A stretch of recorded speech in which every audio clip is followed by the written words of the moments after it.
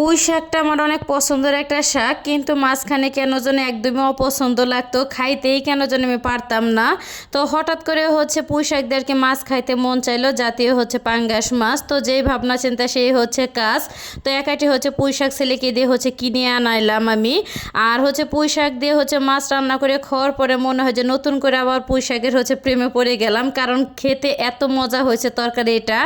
যাই হোক, আসসালামু আলাইকুম, সবাই কেমন আছেন? আশা করি ভালো আছেন। আমি আল্লাহর রহমতে অনেকটা ভালো আছি। তো দুপুরের সব কিছু আর কি কেটে কুটে নিতেছিলাম আমি, আর সব কিছু কিন্তু গুছিয়ে দিছে আমার মেয়ে। তো মেয়েকে শুধু একবার বলছিলাম যে আম্মু তুমি সব কিছু সবজি টবজি নিয়ে আসো, আমি কাটবো। তো বলা দেরি আছে, সুন্দর করে গুছিয়ে আনতে দেরি নেই। তো ভিডিওটা কিন্তু আমার মেয়ে আর কি আমাকে করে দিতেছিল। তো ফার্স্টে কিন্তু পুঁই শাকটা আমি কেটে নিলাম, তারপর আলুটা একটুখানি আর কি মোটা মোটা করে কাটলাম। তো আলু টমেটো এবং পুঁই শাক দিয়ে আর কি তরকারিটা আমি রান্না করব। তরকারিটা অনেক অনেক মজার একটা আর কি তরকারি। আর পুঁই শাক কিন্তু এমনিতে অনেকটা মজা, কিন্তু মাঝে আমি অনেক দিন আর কি পুঁই শাকের গন্ধই কেন যেন সহ্য করতে পারতাম না, ভালোই কেন যেন লাগতো না। কিন্তু আজকে পুঁই শাকটা রান্না করার পরে ভাত খাওয়ার পরে মাশাআল্লাহ অনেক ভালো লাগছে। আর যাই হোক, আর এদিকে কিন্তু সব কিছু কাটাকুটি হয়ে গেলে তো রান্নাঘরে কিন্তু রান্না করতে চলে আসলাম।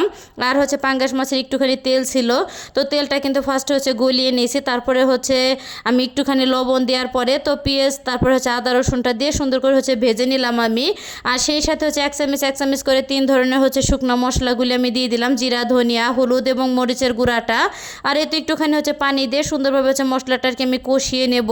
তো কষানো হয়ে গেলেই কিন্তু এখানে মাছগুলি দিয়ে দিব আমি। আর আমি পুঁই শাক দিয়ে মাছটা রান্না করব, মানে পাঙ্গাস মাছের মাথা, তারপরে কানসা, লেজ, আর সাথে কয়েক পিস আর কি মাছ আমি রাখছিলাম যে পুঁই শাক দিয়ে রান্না করব এর জন্য। যাই হোক, তো মাছটা কিন্তু একটুখানি আর কি আমি কষিয়ে নিলাম, তো সুন্দরভাবে যাতে মশলাটা আর কি ভিতরে ঢোকে এর জন্য।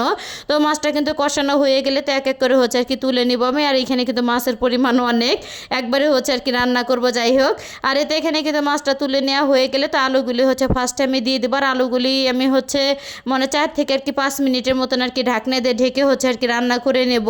আর এই তো রান্না করা হয়ে গেলেই কিন্তু এখানে এখন ধুয়ে রাখা আর কি পুঁই শাকগুলি দিয়ে দেবো আমি। তো এক কাঠি পুঁই শাক আর কি কিনা হয়েছিল, তো এক কাঠি পুঁই শাকই দিয়ে দিছি আমি এখানে। আর পুঁই শাকটাও কিন্তু অনেক সুন্দর ছিল, অনেকটা ফ্রেশ আর কি। তো লাল পুঁই শাকটা কিন্তু আমার কাছে মনে হয় যে সাদা পুঁই শাকের চেয়ে খেতে বেশি ভালো লাগে।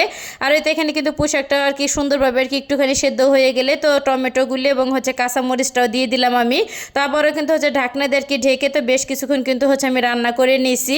আর সব ধরনের কিন্তু সবজিটা এখন সুন্দরভাবে আর কি সেদ্ধ হয়ে গেছে একদমই, যেহেতু এখন নতুন আলু, তারপর শীতকালীন সবজি সবই কিন্তু একদমই ফ্রেশ পাওয়া যায়। আর এই তো এখন কিন্তু আর কি ঝোলের জন্য পরিমাণ মতন একটুখানি পানি দিয়ে দিলাম। তো পানিটা দেওয়া হয়ে গেলে মাছগুলি দিতেছিলাম আমি। আর মাছগুলি দেওয়ার পরে এমন একটা অবস্থা হয়েছে যে ঝোলগুলি যখন আর কি বলক পারতেছিল, চারপাশ দিয়ে পড়ে যাইতেছিল, এমন একটা অবস্থা।